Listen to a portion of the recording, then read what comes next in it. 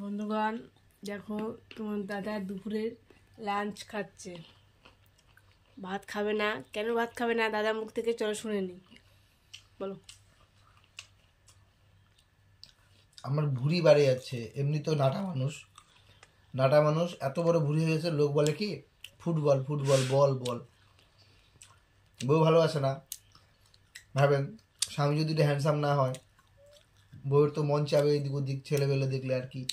বউকে আটকানোর জন্য, নিজেকে ফিট রাখার জন্য এখন আমি প্ল্যানিং শুরু করছিলাম। রাত্রেবেলা ভাবছিলাম ফল খাবো, বউ বলছে রাত্রেবেলা খাইতে হবে না, রাত্রেবেলা খাইতেই হবে, দুবেলা ফল খাবো।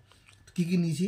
গাজর, এটা হচ্ছে শাকা আলু, সাদা আলু, তারপরে কুল আছে, তারপরে পেঁপে, তারপরে আবার এদিকে আঙুর, পেঁপে না পেয়ারা, সরি পেয়ারা, আঙুর, গাজর, এই তো 5-6 রকমের যা ছিল বাড়িতে তাই। শশা আনছিলাম, শেষ হয়ে গেছে। টমেটো খাবো না, দাঁত উঠাইছি পেশে, 7-8 দিন খাওয়া যাবে না, টক জিনিস। পেয়ারাটা খাচ্ছি, একটু মিষ্টি আছে তাই। সব দিনে খাই পেঁয়াজ শক্ত। আঙুরটা খাচ্ছি, আঙুরটা টক না, আঙুরটা মিষ্টি, কিন্তু টমেটো প্রচণ্ড টক।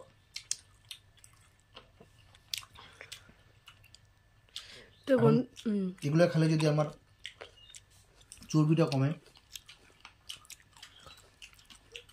তো বন্ধুরা বলো, দাদা কি এগুলা খাইয়ে আজও পেট কমাতে পারবে? আমার তো আমি 1 মাসে টাইম দিছি, আমাকে সেটা খাচ্ছে এখন, কেননা ভাত আমরা একসাথে খাই। এই যে আজ দাদা খাই, তাহলে কী অবস্থা হবে?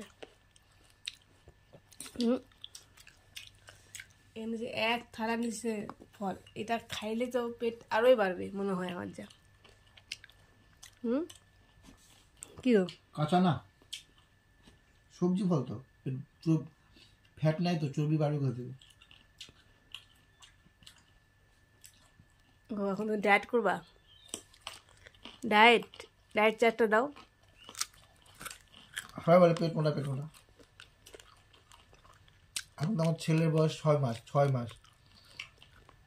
ছেলে যখন 30 বছর হবে তখন আমাকে ফিট থাকতে হবে না? তো আমিও নিচ্ছি এখানে দেখো পেয়ারার আঙ্গুর।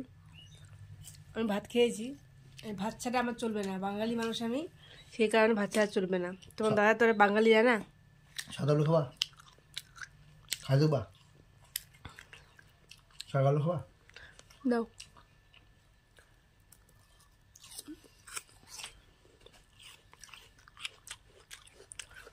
বাচ্চা খায় একটু।